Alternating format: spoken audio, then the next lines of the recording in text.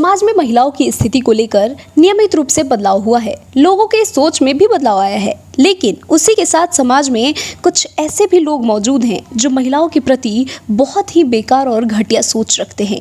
आज के सफेद समाज में अगर निर्भया जैसे गैंगरेप होते हैं तो निश्चित ही ऐसे लोग समाज में रहने के लायक नहीं होते। एक लड़की जो कल तक अपने जीवन के बारे में सपने देख रही थी और एक ही रात में न केवल उसके सारे सपने टूटे बल्कि उसके जीवन की डोर भी टूट गई। इस वीडियो को अंत तक देखिएगा। मैं आपको बताऊंगी निर्भया गैंगरेप से जुड़ी एक जानकारी। ये घटना 16 दिसंबर साल 2012 की है, जब फिजियोथेरेपी की पढ़ाई करने वाली एक लड़की अपने माँ से यह कहकर बाहर जाती है कि वो 2 से 3 घंटे में घर वापस आ जाएगी। दरअसल वो अपने दोस्त अवनेंद्र प्रताप से मिलने जाती है और दोनों मूवी देखने जाने वाले थे। घर से निकलकर वो अवरेंद्र से मिली, फिर दिल्ली द्वारिका से ऑटो करके ये दोनों साकेत नगर में मौजूद सेलेक्ट सिटी मॉल गए, जहां पर ये लाइफ ऑफ पाई फिल्म देखने का प्रोग्राम बनाते हैं।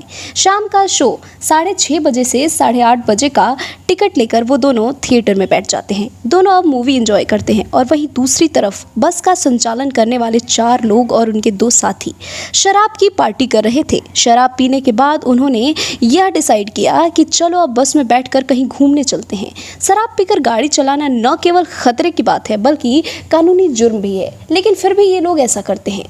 करीब रात 8:30 बजे के आसपास ये सभी बस को यूं ही दिल्ली की सड़कों पर यहाँ वहाँ घुमाने के बाद मुनरका सब्जी मार्केट पहुँचते हैं। इन 6 लोगों में से एक खिड़की से बाहर सिर निकालकर खानपुर की आवाज़ लगाता है। मुनरका सब्जी मार्केट का एक बढ़ई खान मार्केट की तरफ जाने वाला था, इसलिए वो इस बस में चढ़ गया। बस आगे बढ़ी तो बस में मौजूद लोगों ने उसके साथ मारपीट की और छीना झपटी करना शुरू कर दिया। उस आदमी का मोबाइल और 1500 रुपये लूटने के बाद IIT फ्लायर के पास उसे धक्का देकर बस से बाहर गिरा दिया और बस आगे बढ़ गई। फिल्म लाइफ ऑफ पाई खत्म हो चुकी थी। वो लड़की अपने दोस्त के साथ सिनेमा हॉल से बाहर आकर खड़ी होकर द्वारिका जाने वाले ऑटो का वेट कर रही थी। कोई भी ऑटो वाला द्वारिका जाने के लिए तैयार नहीं हो रहा था और जो जा रहे थे वो पैसा ज़्यादा मांग रहे थे। उन्होंने फिर डिसाइड किया कि वो ऑटो से मुनरका बस स्टॉप जाएंगे और वहाँ से 764 नंबर की बस पकड़कर द्वारिका चले जाएंगे। यही सोचकर वो मुनरका बस स्टॉप पर पहुँचकर अपने बस का इंतजार करने लगते हैं। लगभग 9 बजे सफ़ेद कलर की एक चार्टर्ड बस वहाँ पहुँचती है। बस से द्वारिका और बलरामपुर की आवाज़ लगाई जाती है। ये दोनों अपने घर पहुंचने के लिए लेट हो रहे थे और इसलिए वे इस बस में आगे से दूसरे नंबर की सीट पर बैठ गए।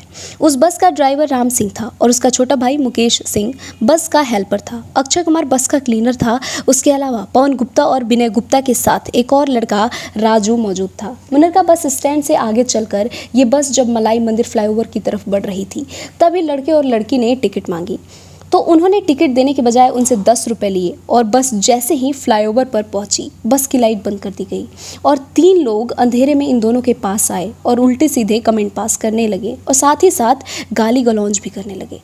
उसने इसका विरोध किया तो तीनों ने उसे पीटना शुरू कर दिया। यह देखकर लड़की ने अपना फ़ोन निकालकर पुलिस को 100 नंबर पर कॉल करने की कोशिश की, लेकिन उन दोनों ने लड़की का मोबाइल छीन लिया। इसके बाद बस में रखी लोहे की रॉड लेकर 2 लोग उसके पास आते हैं और फिर सभी मिलकर लड़के को बुरी तरह पीटने लगते हैं।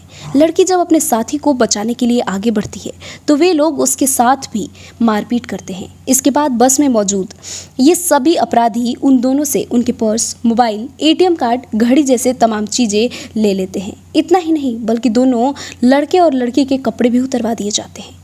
इन दोनों की पिटाई से लड़का बेहोश हो जाता है। इसके बाद ये सभी उस लड़की को बस की पिछली सीट पर ले जाते हैं और बारी बारी से उसके साथ दुष्कर्म करते हैं। बस दिल्ली की सड़कों पर बेपरवाह दौड़ रही थी। बस का ड्राइवर बदलते जा रहा था। ड्राइविंग सीट से उठकर उस बस का ड्राइवर भी उस लड़की के साथ रेप कर रहा था। लड़की की चीखें बस के भीतर तो गूंज रही थी, लेकिन बस के बाहर ट्रैफिक की आवाज़ के साथ मिलकर शायद किसी के कानों तक नहीं पहुंची। लड़की अपने साथ घट रही इस घटना का विरोध कर रही थी तो इन दरिंदों ने न केवल उसके साथ बुरी तरह मारपीट की बल्कि उसके प्राइवेट पार्ट में लोहे का सरिया भी डाल दिया। करीब घंटे भर से ज़्यादा समय तक बलात्कार करने के बाद जब इन लोगों का मन भर गया तो उन सभी 6 दरिंदों ने लड़की और उसके दोस्त को महिपालपुर फ्लाईओवर के पास चलती बस से धक्का दे दिया और उसके बाद इन दोनों पर बस चढ़ाने की कोशिश भी की। एंड वक्त पर उस लड़की के दोस्त ने लड़की को सड़क से नीचे खींच लिया और दोनों बस के नीचे आने से बच गए। इतना बड़ा कांड करने के बाद वे लोग बस को वहां से आगे की तरफ ले गए। 16 दिसंबर की उस रात दिल्ली में कड़ाके की सर्दी पड़ रही थी। उन दोनों के बदन पर इतने जख्म थे कि उसे शब्दों में बताना बेहद मुश्किल था और दोनों के बदन पर कोई भी कपड़ा मौजूद नहीं था। लड़का किसी तरह सड़क पर आने जाने वाले लोगों को इशारा करके रोकने की मदद कर रहा था या मन्नतें कर रहा था।